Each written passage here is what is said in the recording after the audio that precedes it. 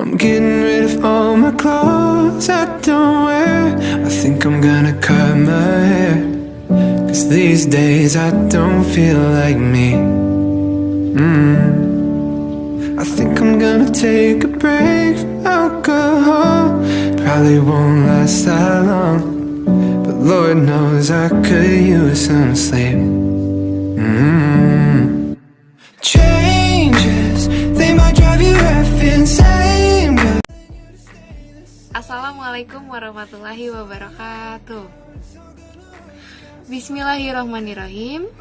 Perkenalkan, nama saya Indah Nurmayangsari, mahasiswa Universitas Indraprasta PGRI, Program Studi Pendidikan Bimbingan dan Konseling, semester 4, NPM 201801500614, kelas R4F. Pada kesempatan video kali ini, saya ingin memenuhi salah satu tugas mata kuliah saya, yaitu konseling format khusus dengan dosen pengampu Ibu Evi Fitrianti, Master Pendidikan Konselor. Dalam video ini akan dijelaskan jenis-jenis layanan bimbingan konseling terkait dengan konseling format khusus, yaitu ada 4 jenis layanan bimbingan konseling. Yang pertama, layanan konsultasi, yang kedua, layanan mediasi, yang ketiga, layanan advokasi, dan yang terakhir, yang keempat, yaitu layanan penempatan dan penyaluran. Maka dari itu, semoga video ini bermanfaat untuk kalian yang menyaksikan. eyes have opened. You've been thinking about these changes. It's all gonna work out. It's all gonna work out someday. Na, na, na, na, na.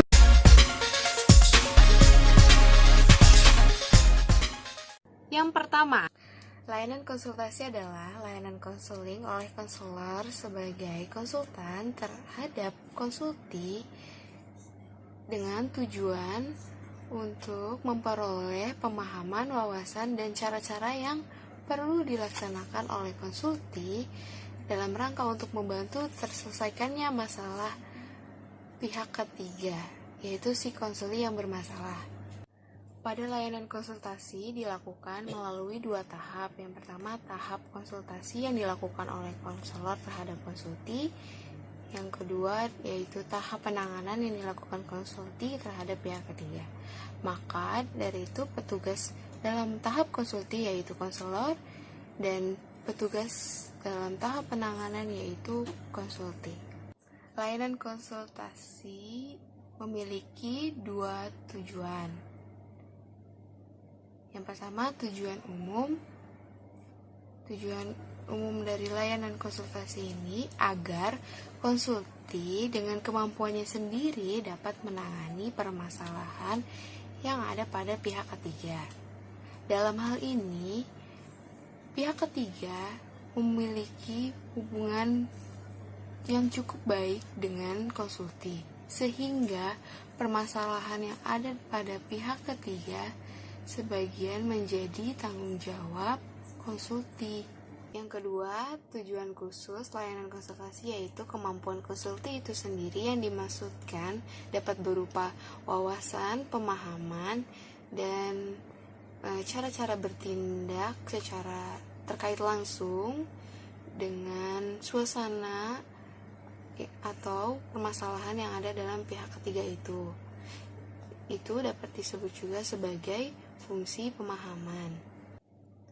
Dengan kemampuan sendiri itu, konsulti akan melakukan sesuatu sebagai bentuk langsung dari hasil konsultasi terhadap pihak ketiga. Nah, dalam kaitan ini, proses konsultasi yang dilakukan konselor di sisi yang pertama dan pemberian bantuan atau tindakan konsulti terhadap pihak ketiga pada sisi kedua bermaksud mengentaskan masalah yang dialami oleh pihak ketiga. Nah, itu juga dapat disebut sebagai fungsi pengentasan. Komponen layanan konsultasi ada 3. Yang pertama, konselor. Konselor adalah seorang tenaga ahli konseling yang berkewenangan untuk memberikan bantuan terhadap konsulti dalam menangani permasalahan yang ada pada pihak ketiga atau konselti. Yang kedua, yaitu konsulti.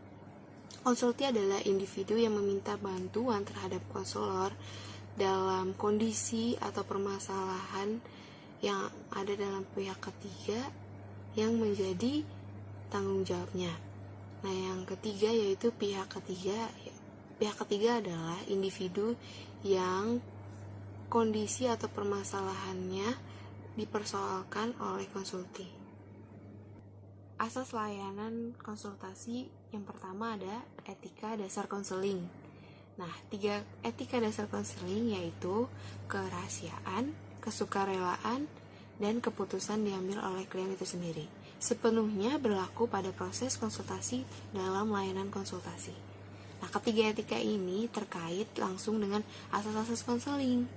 Nah, kerahasiaan konsulti dan pihak ketiga, hal-hal yang menyangkut diri dan masalah mereka dirahasiakan dengan secara ketat oleh konsultan atau konselor. Nah, dengan jaminan untuk terjaganya rahasia konsulti dan pihak ketiga itu, konsulti diharap bersukarela datang sendiri kepada konselor untuk melakukan konsultasi. Selanjutnya, juga terbuka mengemukakan dan mendiskusikan berbagai hal, baik berkenaan dengan diri konsulti maupun permasalahan pihak ketiga untuk suksesnya proses konsultasi. Sebagaimana dalam prosesnya konseling pada umumnya, dalam konsultasi, konsulti itu diberi kebebasan sepenuhnya untuk menyimpulkan dan mengambil keputusan sendiri. Nah, yaitu keputusan yang dianggapnya paling tepat. Nah, keputusan konsulti itu diambil tentu saja setelah dilakukannya adanya analisis dan diskusi mendalam tentang hal-hal yang perlu dibahas mengenai permasalahan yang ada di pihak ketiga. Nah, apapun yang menjadi keputusannya si konsulti ini, konselor atau konsultan tidak boleh membantah atau mengubahnya. Contoh dari layanan konsultasi yaitu peserta didik yang mengalami masalah dalam menentukan jurusan IPA atau IPS yang akan ia ambil atau dipilihnya. Nah, ia menemui seorang konselor untuk berkonsultasi tentang masalahnya tersebut. Pada masalah yang dialami oleh peserta didik, konselor memberikan layanan konsultasi yang nantinya peserta didik akan diberikan pemahaman atau wawasan guna memperoleh sebuah informasi. Caranya, konselor menjelaskan kepada peserta didik tentang kelemahan, kelebihan, serta juga peluang kerja yang dimiliki oleh masing-masing dari jurusan tersebut. Pada jurusan IPA, kelebihannya yaitu bisa lintas jurusan begitu memilih perguruan tinggi negeri, karena jurusan ini selalu bisa survive dari segala jenis pelajaran. Ada anggapan kalau murid IPA selalu bisa beradaptasi dengan pelajaran IPS dengan mudah. Kemudian, melatih kemampuan logika dan penyelesaian masalah, sehingga dalam dunia kerja, jurusan IPA juga dianggap bisa bekerja di bidang IPS. Kelemahan dari jurusan IPA yaitu sering terlihat belajar terus, seperti tak ada waktu untuk bersantai, agak kurang ya dalam pengetahuan dan pergaulan. Pada akhirnya, sering salah memilih jurusan IPS karena mengaku salah mengambil jurusan pada saat kuliah karena tidak kuat menjalani beberapa mata kuliah. Yang terakhir, belum tentu bisa menggabungkan metode menghafal dan penalaran pelajaran. Nah, peluang dalam jurusan IPA yaitu ada peluang untuk go internasional dengan mengikuti Olimpiade Sains.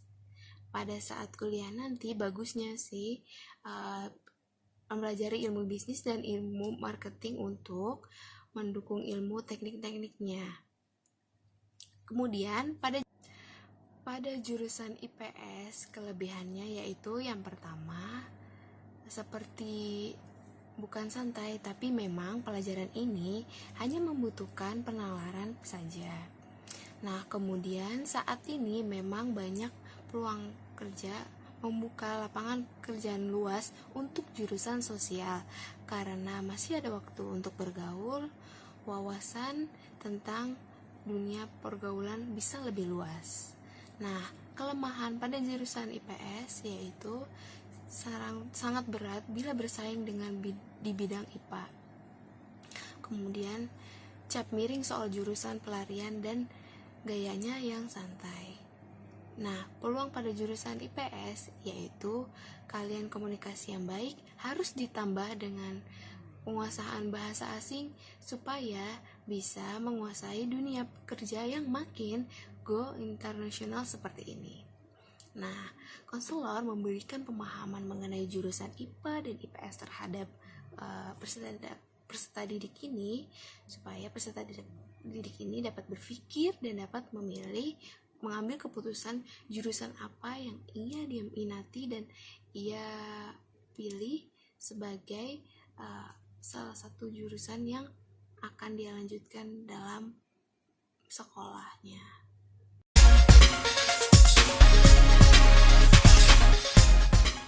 Yang kedua yaitu layanan advokasi.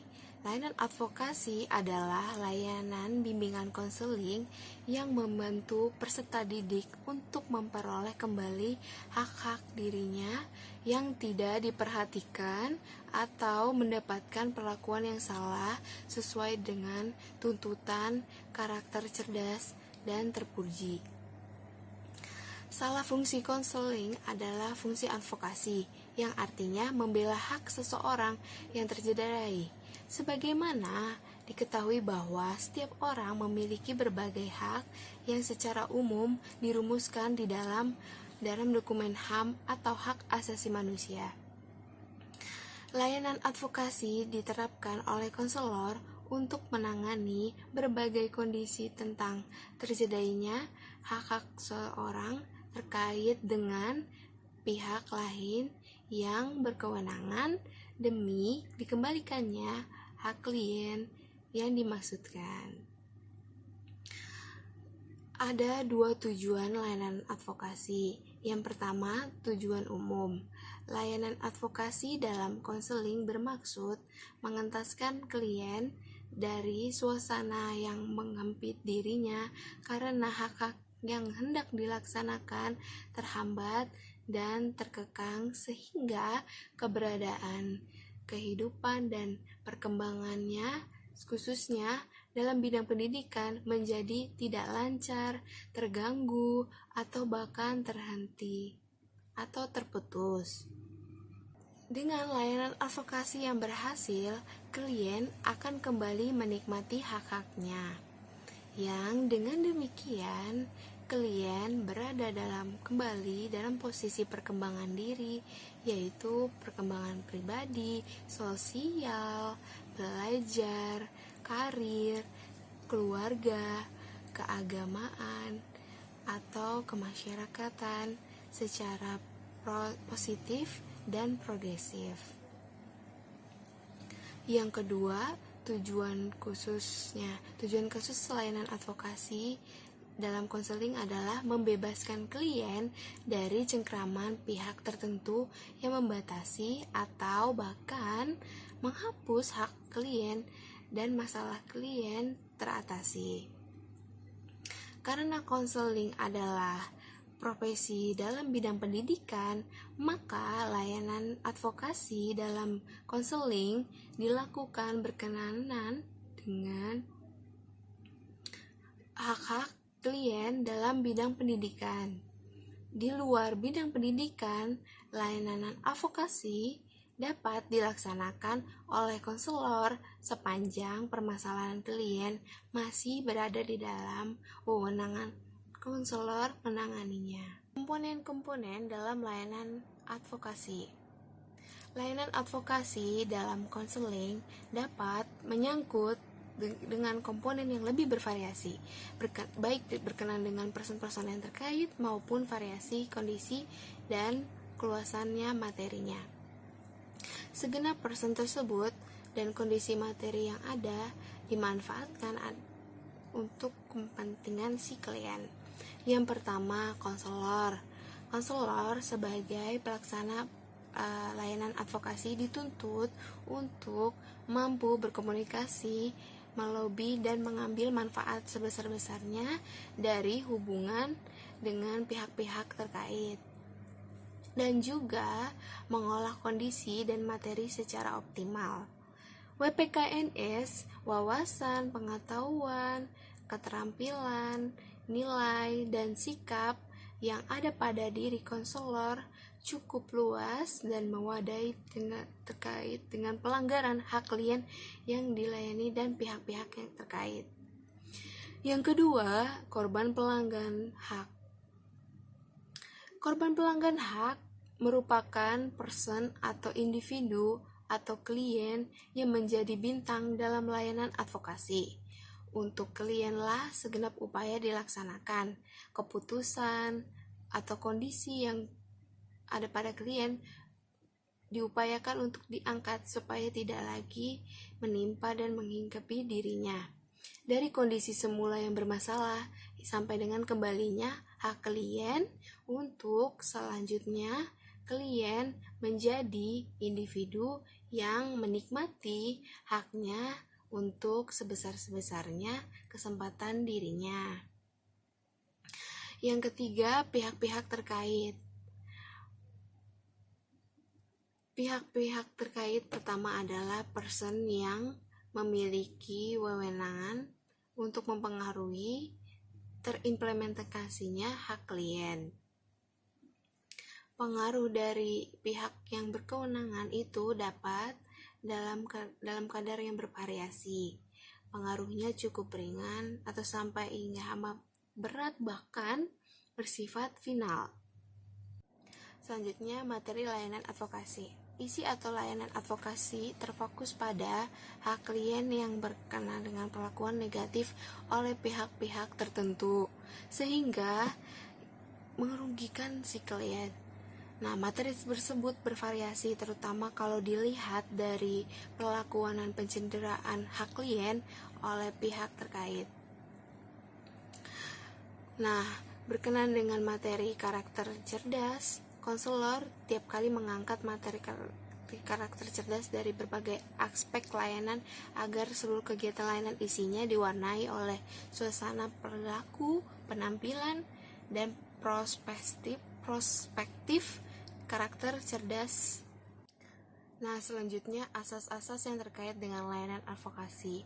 Asas kesukarelaan dan asas keterbukaan sangat diperlukan berkenaan dengan penggalian informasi, kesediaan mengubah ataupun memperbaiki konsep atau pandangan dan sikap berdasarkan nilai-nilai yang lebih rasional, berdasarkan moral dan progresif serta kemampuan positif bersama untuk memuliakan harkat dan martabat manusia yang ada pada diri klien dapat dikembangkan melalui teraktualisasinya kedua asas tersebut.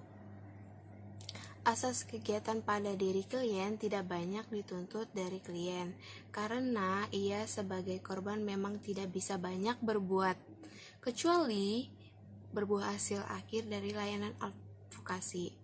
Asas akan berdampak negatif bagi pihak-pihak yang terkait atau yang akan justru menyulitkan terlaksanakannya program yang dilakukan melalui layanan advokasi. Selanjutnya ada pendekatan strategi dan teknik.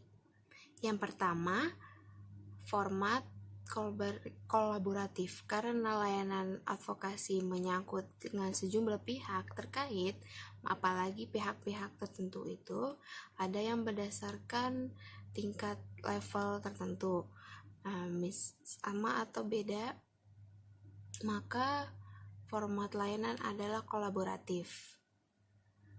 Konselor langsung berkomunikasi dengan pihak-pihak yang dimaksud untuk menggali informasi, kesempatan dan kemudahan, serta kerjasama hal-hal positif lainnya demi mengembalikan hak klien yang selama ini kurang atau tidak dinikmati oleh klien. Yang kedua, ada strategi BMB3.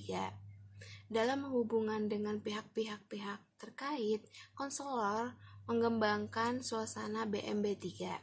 Berpikir, merasa, bersikap, bertindak, dan bertanggung jawab demi terpecahkannya permasalahan klien dan diperolehnya solusi yang terbaik sehingga klien kembali memperoleh hak-haknya. Selanjutnya, waktu dan tempat. Waktu pelaksanaan layanan advokasi mengikuti tahap-tahap kegiatan yang dapat berkelanjut atau kembali ke belakang sesuai dengan kemajuan yang dicapai. Namanya waktu tidak dapat ditetapkan dalam minggu ataupun hari, apalagi jam. Waktu dan tempat kegiatanlah yang layanan advokasi bersifat bervariasi, disesuaikan dengan kedudukan pihak yang terkait dan kesempatan yang tepat bagi konselor bagi melaksanakan tugasnya. Pemanfaatan waktu dan tempat ini merupakan bagian dari kepiawaiannya konselor dalam mengaplikasikan pendekatan strategi dan teknik serta sekaligus seni konselor dalam menangani masalah klien. Selanjutnya, keterkaitan kegiatan pendukung.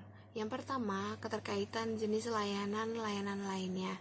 Spektrum layanan advokasi berkenaan dengan pihak-pihak terkait dalam materinya yang cukup luas dan bervariasi.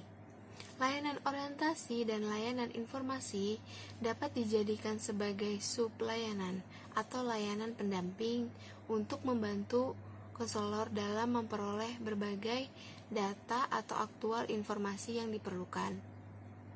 Layanan penempatan dan layanan penyaluran serta dan layanan penguasaan konten dapat membantu konselor untuk mengarahkan klien dan yang hak-haknya dirampas oleh ke arah hal-hal yang dapat mengkomplikasikan atas dirampasnya hak-hak tersebut. Contoh kasus dalam layanan advokasi. Masalahnya yaitu ada seorang siswa yang merasa takut dengan pelajaran matematika. Nah, gambaran masalahnya yaitu matematika adalah pelajaran yang mempelajari cara berhitung dan banyak menggunakan rumus. Rasa takut terhadap pelajaran matematika yang dirasakan oleh klien yang sekarang sedang duduk di bangku sekolah menengah pertama, tepatnya di kelas 9. Nah, di sini klien menceritakan bahwa klien merasa takut terhadap pelajaran matematika sejak klien duduk di bangku sekolah dasar. Sebab klien beranggapan bahwa setiap guru matematika adalah guru yang galak. Ketakutan klien semakin memuncak setiap kali pelajaran matematika, klien selalu disuruh maju ke depan oleh guru untuk menyelesaikan sebuah soal yang di papan tulis. Ditambah lagi dengan teman-temannya yang menyorak-nyorak ketika klien tidak dapat menyelesaikan soal tersebut. Nah, sehingga mengakibatkan setiap kali ada pelajaran matematika, klien ini tidak pernah masuk sekolah dikarenakan malu. Nah, klien juga menceritakan klien ini juga menceritakan bahwa orang tua klien mengetahui klien tidak pernah masuk pelajaran matematika terutamanya. Nah, klien ini sering dipaksa oleh ibunya untuk tetap masuk, tetapi klien tetap kekeh dengan pendiriannya untuk tidak masuk. Nah, hal ini dikarenakan adanya rasa takut dan trauma yang mendalam pada diri klien, sehingga pada suatu ketika ibunya menyuruhnya untuk mengikuti les privat matematika di rumah. Nah, setelah beberapa bulan mengikuti les privat matematika ini, dan klien ini untuk mencoba tidak lagi bolos dalam pelajaran matematika. Karena klien merasa ada kecemasan pada dirinya jika dia tidak mengikuti mata pelajaran matematika karena takut tidak lulus sekolah karena klien tersebut sudah kelas 9. Dalam kasus ini, konselor memberikan layanan advokasi. Supaya apa? Yang pertama, agar klien dapat menyukai pelajaran matematika kembali. Yang kedua, menghilangkan sikap trauma yang ada pada diri klien. Kemudian respon klien dalam berkomunikasi tentang pelajaran yang tidak disukainya. Terus kemudian mengkomunikasikan kepada orang tua tentang pelajaran. Terus memberikan positif tentang teman-temannya. Dan kemudian merubah anggapan klien tentang guru-guru yang galak menjadi yang baik. Dan terbiasanya klien untuk mengikuti pelajaran matematika. Nah, sehingga klien berhasil melawan rasa takut trauma, dan klien sudah mulai mengikuti pelajaran matematika melalui peran keluarga yang dapat menciptakan kehangatan serta komunikasi untuk bekerja sama dalam kesulitan si klien ini dalam pelajaran matematika.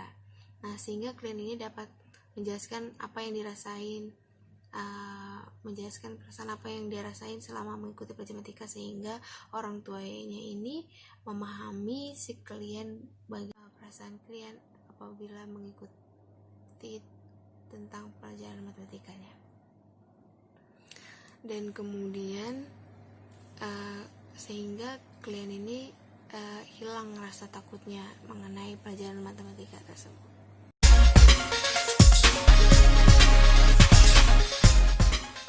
Yang ketiga, layanan mediasi.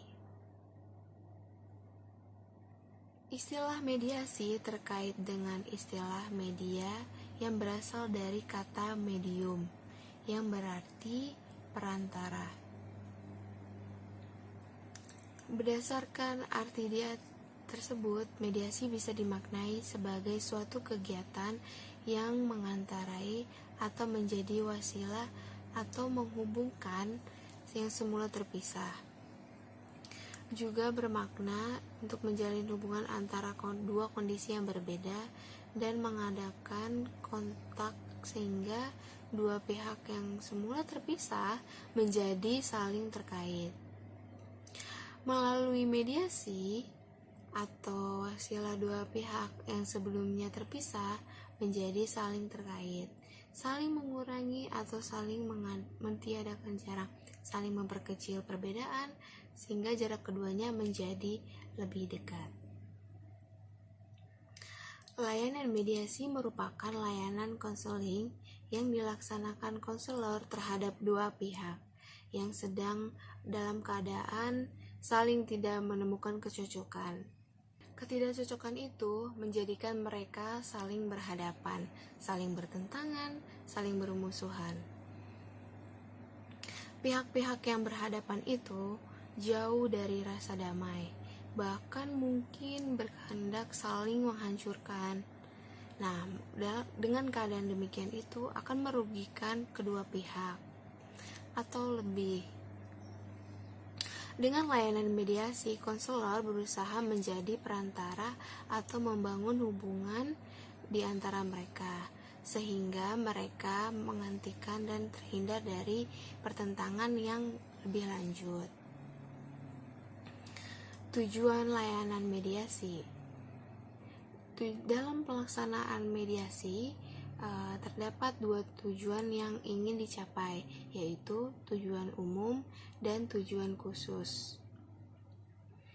Yang pertama, tujuan umum.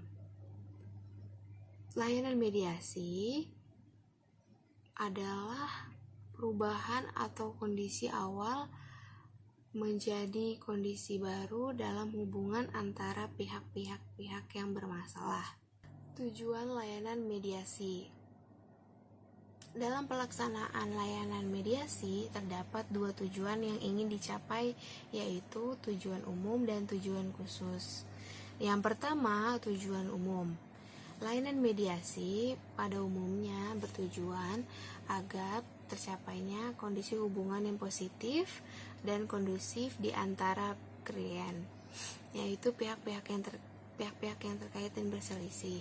Kondisi awal yang negatif dan eksplosif di antara kedua pihak atau lebih diarahkan dan dibina oleh konselor sedemikian rupa sehingga berubah menjadi yang diinginkan bersama. Yang kedua, tujuan khusus.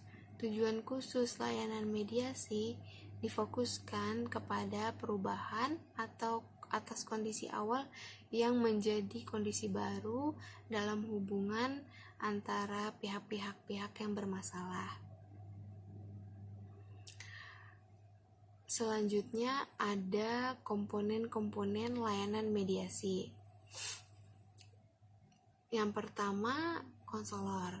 Konselor sebagai perencana dan penyelenggara layanan mediasi mendalami permasalahan yang terjadi pada hubungan di antara pihak-pihak yang bertikai. Konselor membangun jembatan di atas jurang yang menganga di antara dua pihak atau lebih yang sedang bermasalah itu. Kemudian yang kedua, klien. Berbeda dari layanan konseling perorangan, pada layanan mediasi, konselor menghadapi klien yang terdiri dari dua pihak atau lebih, dua orang individu atau lebih, dua kelompok atau lebih, atau kombinasi dari sejumlah individu dan kelompok. Yang ketiga, masalah klien. Masalah klien yang dibahas dalam layanan mediasi pada dasarnya adalah masalah hubungan yang terjadi di antara individu atau kelompok-kelompok yang sedang bertikai, yang sekarang meminta bantuan konselor untuk mengatasinya.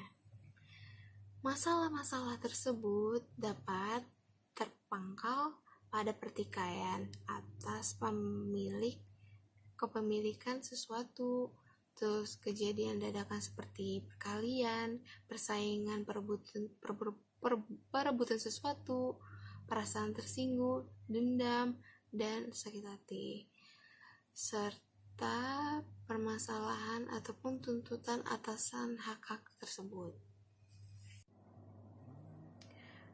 Asas-asas layanan mediasi.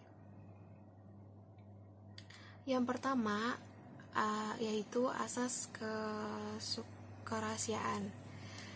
Layanan mediasi melibatkan lebih dari dua orang, yaitu konselor dan dua orang klien atau lebih. Identitas pribadi dan segenap materi yang dibicarakan dalam layanan mediasi diketahui setidak-tidaknya oleh peserta layanan. Semua orang yang terlibat dalam pertikaian dalam masalah yang dipertikaikan itu bukan rahasia lagi bagi semua orang yang ikut serta dalam layanan mediasi. Nah, dalam hal seperti itu, asas kerahasiaan hendaknya ditekankan agar semua orang yang terlibat dalam layanan termasuk konselor tidak menyebarluaskan informasi apapun pada siapapun yang berkenan dengan orang-orang yang ikut serta dalam menjadi layanan permasalahan yang sedang dibahas dalam layanan mediasi ini. Yang kedua, asas keterbukaan. Layanan mediasi diikuti oleh dua orang atau lebih klien. Semua orang yang mengikuti layanan hendaknya membuka diri seluas-luasnya sesuai dengan permasalahan yang dibahas. Keterbukaan para peserta layanan langsung dipengaruhi oleh adanya orang ketiga dalam proses layanan, baik orang lain itu dari pihak atau kelompok sendiri maupun lawan yang bertikai. Nah, untuk itu konselor harus bekerja keras untuk membangun keterbukaan di antara klien dengan cara konselor tidak memihak. Masalah yang dibahas adalah masalah bersama dan berperlakuan adil. Selanjutnya, asas kesukarelaan. Idealnya, semua peserta sejak awalnya bersukarela atau self-referral, mengikuti layanan mediasi. Namun hal tersebut sulit terjadi apabila pertama, suasana pertikaian di antara kedua pihak yang sebenarnya memerlukan layanan mediasi masih marah. Yang kedua, mereka menganggap mediasi itu tidak perlu. Yang ketiga, mereka masing-masing masih menganggap perilakunya yang benar dan yang salah. Yang keempat, pihak yang merasa kuat dan benar menolak mediasi, dan pihak yang lemah kurang mempercayai layanan mediasi dari pihak ketiga karena menganggap mediator akan tidak memperlakukan secara adil. Nah, pihak-pihak yang bertikai dapat memasuki layanan mediasi apabila pertama, kedua belah pihak sudah lelah dalam pertikaian dan korban cukup banyak. Mereka ingin berdamai, maka dari itu mereka membutuhkan mediator untuk mencari jalan yang damai yang tidak merugikan salah satu pihak. Yang kedua, salah satu pihak merasa kewalahan menghadapi lawannya dan mencari jalan agar pihaknya tidak terlalu dikalahkan.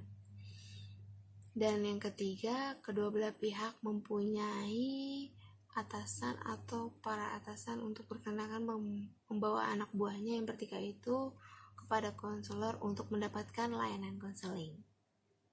Nah, ketiga kondisi tersebut di atas dapat mengantarkan pihak-pihak yang bertikai memasuki layanan mediasi meskipun derajat kesukarelaan mereka pada awalnya sangat tipis. Selanjutnya, asas kekinian. Materi pokok yang menjadi fokus dalam pokok bahasan layanan mediasi adalah hal-hal yang bersifat aktual, yang menyangkut pikiran, perasaan, persepsi, bersikap, dan kemungkinan tindakan yang ada atau berkembang. Yang kelima, asas kemandirian. Dengan layanan mediasi, seluruh peserta layanan diharapkan dapat mengembangkan kemandirian mereka dalam berpikir, merasa, berpendapat, berpandangan, bersikap, bertindak, dan bertanggung jawab. Kemudian yang terakhir, asas-asas lainnya. Asas-asas lain dalam konseling yaitu asas kegiatan, asas kedinamisan, asas keterpaduan, asas kenormatifan, terus asas kalian dan asas ahli tangan kasus, dan tutur handayani pelaksanaannya dalam melayani mediasi sebagaimana dalam melayani konseling layanan lainnya. Dalam layanan mediasi, asas-asas tersebut bertuju pada seluruh kegiatan dari kedua kubu atau lebih dan memfasilitasi terbinanya hubungan di antara mereka yang semakin kondusif. Contoh kasus dalam layanan mediasi. Masalahnya yaitu ada seorang klien yang sering membuat gaduh atau bertengkar dengan teman di sekolahnya. Nah, klien ini adalah anak bungsu, ayahnya adalah sebagai wira swasta, dan sedangkan ibunya ibu rumah tangga. Nah, keadaan sosial ekonomi kurang dan klien dikabarkan juga sejak awal belajar diberitakan sering membuat gaduh atau bertengkar dengan teman di sekolahnya. Klien ini cenderung memakai alasan dengan melindungi diri. Klien selama di sekolah juga kurang baik berperilakunya. Klien menunjukkan sikap yang agak arogan atau sombong di sekolah karena ada salah satu saudara klien adalah mantan alumni dari sekolah yang sama. Di samping itu juga dengan didukung dengan keberadaan kerabat yang cukup dekat dengan pejabat di sekolah. Nah, dengan begitu konselor memberikan layanan mediasi dengan tujuan yang pertama membantu klien agar lebih terkendali atau terkontrol, terus kemudian agar klien menjadi pribadi yang disiplin, terus agar klien menjadi lebih selektif dalam memilih pergaulan, terus kemudian klien menjadi orang yang optimis dan selalu berhasil dalam masa depannya, dan klien juga selalu berhasil dalam mendapatkan perhatian kedua orang tuanya. Nah, konselor memberikan layanan ini mediasi agar juga direncanakannya juga untuk mengkomunikasikan keadaan dan perasaan klien kepada keluarga, terutama kepada orang tuanya, untuk bersama mengubah perilaku yang sudah menjadi kebiasaan klien yang memiliki sikap yang keras kepala dan saling membuat gaduh di dalam lingkungan sekolah dengan alasan untuk membela diri ini menjadi dengan usahanya klien menyadari bahwa keras kepalanya dapat dikurangi dengan menghilangkannya sifatnya emosi. Setelah dikomunikasikan kepada klien dan orang tuanya, nah klien harus mengurangi arogannya dalam pada lingkungan teman-temannya agar dapat pengawasannya lebih dari orang tuanya. Maka dengan begitu klien dapat menjadi perubahan sikap yang sangat berbeda apabila klien ini diberikan waktu untuk menyatakan keinginannya kepada orang tuanya dan tidak dibawa penekanan dari orang keduanya, sehingga klien tidak perlu lagi memberikan penekanan ulang terhadap teman-temannya di sekolah. Jadi sehingga klien ini mempunyai pribadi yang lebih baik lagi dan selalu menghargai dan mendapatkan perhatian dari kedua orang tuanya dan mendapatkan lingkungan pergaulan yang lebih baik lagi.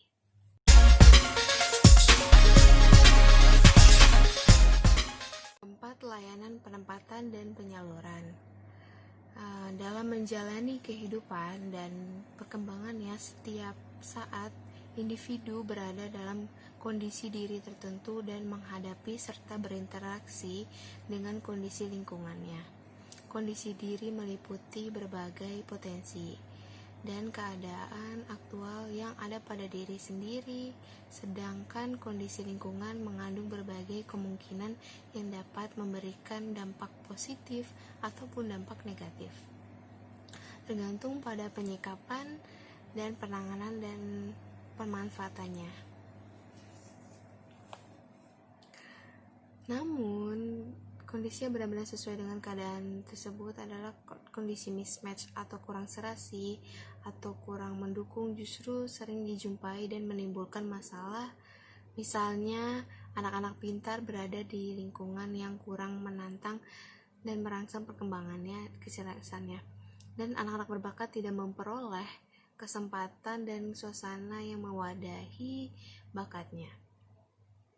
Individu yang mengalami kesulitan jasmania tertentu dapat mendapatkan kondisi yang memperparah dampak kondisi yang kurang menguntungkan.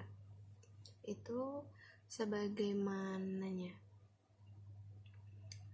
Berbagai kondisi mismatch antara kondisi diri individu dan lingkungannya secara amat potensial menimbulkan masalah yang mendatangkan kerugian secara berantai dapat semakin besar. Layanan penempatan dan penyaluran membantu individu atau klien untuk dapat terhindar dan mengalami mismatch yang dimaksudkan itu. Individu dengan potensi dan kondisi diri tertentu ditempatkan pada lingkungan yang lebih serasi agar potensi yang ada pada individu berkembang secara optimal. Di samping itu, layanan ini juga berusaha mengurangi sampai seminimal mungkin dampak lingkungan, bahkan mengupayakan dukungan yang lebih besar dan optimal terhadap perkembangan potensial individu yang di satu sisi dengan sisi lainnya. Memberikan kesempatan dan ruang sebesar-besarnya bagi pengembangan potensial yang dimaksud fungsi pengembangan. Di tempat yang cocok diharapkan potensi individu disalurkan dan berkembang secara optimal. Layanan penempatan penyaluran juga dapat digunakan untuk menangani dampak mismatch yang terjadi sebagaimana dikembangkan terdahulu. Dengan layanan penempatan penyaluran, mereka yang dirugikan atau mismatch tertentu dapat dikembalikan ke arah yang pengembangan yang lebih tepat. Kemudian tujuan layanan penempatan dan penyaluran. Yang pertama, tujuan umum. Tujuan umum layanan penempatan dan penyaluran adalah diperolehnya tempat yang sesuai dengan bagi individu yang untuk pengembangan potensi dirinya.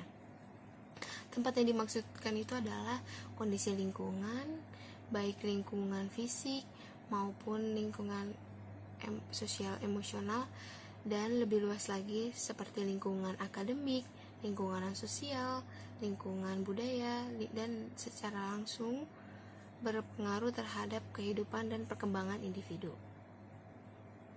Yang kedua, ada tujuan khusus. Tujuan khusus layanan penempatan dan penyaluran dapat dikaitkan dengan fungsi-fungsi konseling yang diemban oleh pelayanan ini. Yang pertama, fungsi pemahaman terkait dengan dipahaminya potensi dan kondisi diri individu serta kondisi lingkungan yang ada sekarang dengan kondisi lingkungan yang dikehendaki.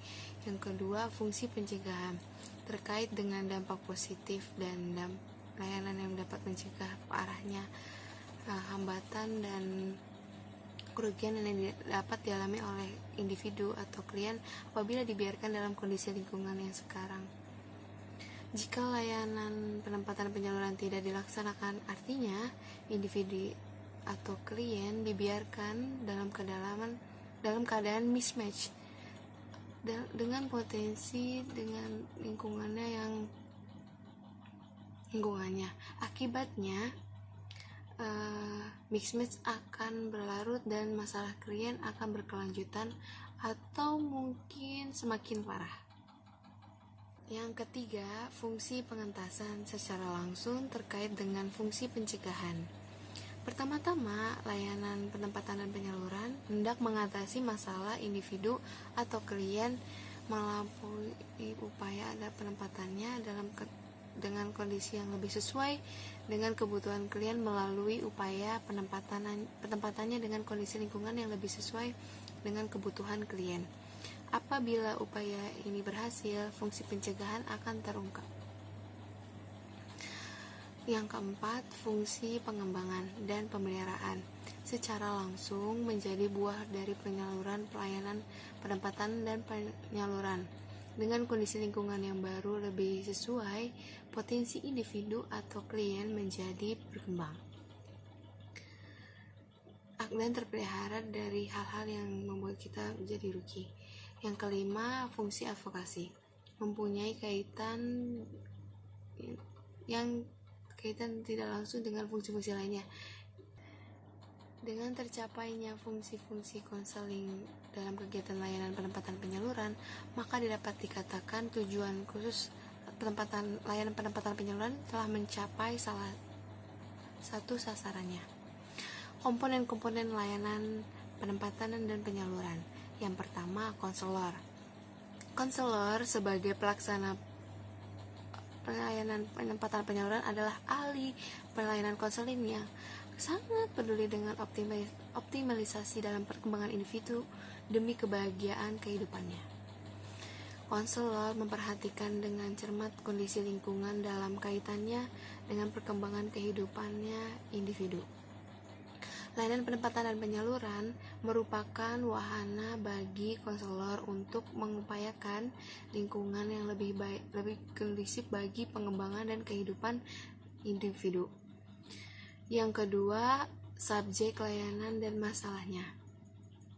Subjek layanan dan penempatan layanan adalah siapa saja yang memerlukan kondisi lingkungan dan perkembangannya baik di sekolah, di rumah, dalam organisasi, lingkungan kerja, lembaga seni budaya, dan dunia keilmuan, dan sebagian lainnya. Nah, untuk ini kondisi yang mengandung dua sisi, yaitu sisi diri sendiri dan sisi lingkungan, perlu mendapatkan perhatian. Selanjutnya, asas-asas layanan penempatan dan penyaluran. Penyelenggaraan penempatan dan penyaluran relatif sangat terbuka dan sering kali mengikut sertakan pihak-pihak di luar konselor dan diri subjek layanan. Dalam hal ini, asas kesukarelaan dan keterbukaan subjek layanan klien yang sangat penting. Posisi klien untuk mengambil keputusan sendiri harus mendapatkan penguatan. Nah, kemudian setelah itu asas kekinian dan asas kegiatan merupakan jaminan bagian kelancaran dan kesuksesannya layanan penempatan dan penyaluran. Asas kerahasiaan dan diterapkan untuk hal-hal yang bersifat pribadi, khususnya untuk kondisi pribadi yang tidak boleh dan tidak layak diketahui oleh pihak lain. Asas kerahasiaan harus dijamin oleh konselor. Contoh dari kasus layanan penempatan dan penyaluran, misalnya permasalahannya itu ada seorang siswa yang jarang sekali masuk sekolah dikarenakan dia tidak ingin mau masuk SMA pada awalnya, dikarenakan orang tuanya yang menyuruh dirinya untuk masuk sekolah SMA. Padahal diri siswa itu sendiri ingin masuk sekolah SMK, yang katanya dia ingin setelah lulus SMK itu langsung mendapatkan pekerjaan. Nah, dengan begini siswa itu jarang sekali atau sering melakukan bolos di sekolahnya, dikarenakan dia tidak suka dengan lingkungan di SMA-nya dan jurusannya yang dia pilih, dan dia juga khawatir apabila setelah lulus SMA dia tidak bisa mendapatkan pekerjaan. Padahal setelah dia lulus SMA pun dia bisa masih melanjutkan perguruan tinggi negeri, dan setelah mengikut dan melakukan kuliah, setelah kuliah dia bisa mendapatkan pekerjaan. Nah, dengan hal tersebut orang tuanya perlu diberi pemahaman dengan bahwa sesungguhnya siswa ini tidak masuk sekolah dikarenakan dia tidak menyukai SMA, tetapi lebih ingin memilih SMK dan menyesalinya.